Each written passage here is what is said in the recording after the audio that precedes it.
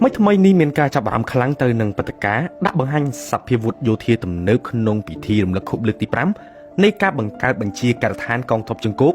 នៃកងយុទ្ធពលខេមរៈភូមិន្ទបង្ហាញពីការរីកចម្រើនខ្លាំងទៅលើវិស័យការពារជាតិរបស់កម្ពុជាត្រឹមរយៈពេលប្រមាណឆ្នាំចុងក្រោយនេះជាមួយនឹងយុទ្ធភ័ណ្ឌទំនើបជាច្រើនដែលបង្ហាញជាសាធារណៈពិភពលោកពិតជាមានការចាប់អារម្មណ៍និងភ្ញាក់ផ្អើលជាខ្លាំងនៅវត្តមានប្រព័ន្ធបាញ់គ្រាប់រ៉ុកែតរយៈចម្ងាយឆ្ងាយដ៏ទំនើបមួយប្រភេទគេស្គាល់ថា PHL-03 ដែលផលិតនៅប្រទេសចិន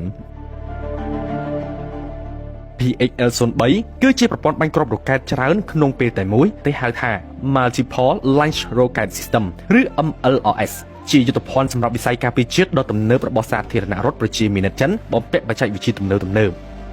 PHL-03 ត្រូវចាត់ទុកជាប្រព័ន្ធបាញ់គ្រាប់រ៉ុកែតដ៏ខ្លាំងមួយលើផែនដីព្រោះវាបានបំពាក់នូវបច្ចេកវិទ្យាចុងក្រោយសម្រាប់ចូលរួមក្នុងសង្គ្រាមប្រឆាំងសត្រូវទាំងដែនគោកនិងដែនទឹក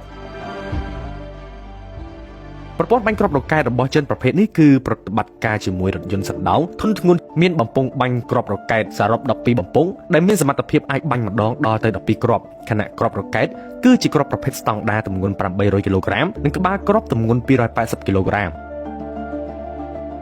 គួរឲ្យភ្ញាក់ផ្អើលខ្លាំងប្រព័ន្ធបាញ់គ្រាប់រ៉ុកែត PHL-03 មួយនេះគឺអាចប្រើប្រាស់ជាមួយក្បាលគ្រាប់ច្រើនប្រភេទមានដូចជាក្បាលគ្រាប់ស្តង់ដារមានកម្រិតបំផ្ទុះខ្លាំងហៅថា High Explosive Fragmentation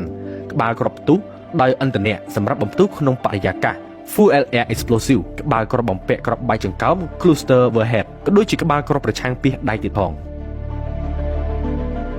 សម្រាប់ប្រព័ន្ធបាញ់ក្បាលគ្រាប់បំពាក់គ្រាប់បែកចង្កោមរបស់ PHL-03 គឺជាប្រព័ន្ធបាញ់គោលដៅដោយស្វ័យប្រវត្តិប្រឆាំងរថក្រោះមានសមត្ថភាពបាញ់គ្រាប់ដណ្ដប់គោលដៅសរុប67ហិកតាក្នុងការបាញ់មួយលើកខណៈប្រព័ន្ធផ្សេងទៀតគឺសម្រាប់ប្រើប្រឆាំងលេនដ្ឋាននិងបាញ់កំទេចនាវាចម្បាំង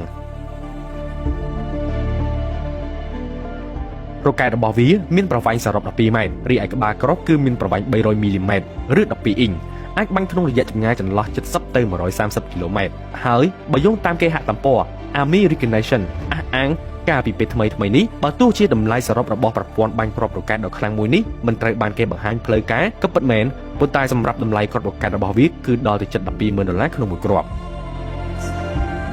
បច្ចុប្បន្នប្រព័ន្ធបាញ់គ្រាប់រ៉ុកែតរយៈចម្ងាយឆ្ងាយរបស់ចិនមួយនេះគឺមានវត្តមានក្នុងប្រទេសចំនួន4លើផែនដីមានប្រទេសចិនដែលជាអ្នកផលិតនិងលក់ទៅឲ្យប្រទេសម៉ូរ៉ូកូនិងប្រទេសអេត្យូពីខណៈប្រមាណឆ្នាំចុងក្រោយនេះរដ្ឋាភិបាលចិនបានលក់និងជំនួយសភាវុធយោធាជាច្រើនមកកាន់ប្រទេសកម្ពុជាដោយក្នុងនោះមានប្រព័ន្ធបាញ់គ្រាប់រ៉ុកែតរយៈចម្ងាយឆ្ងាយ PHL-03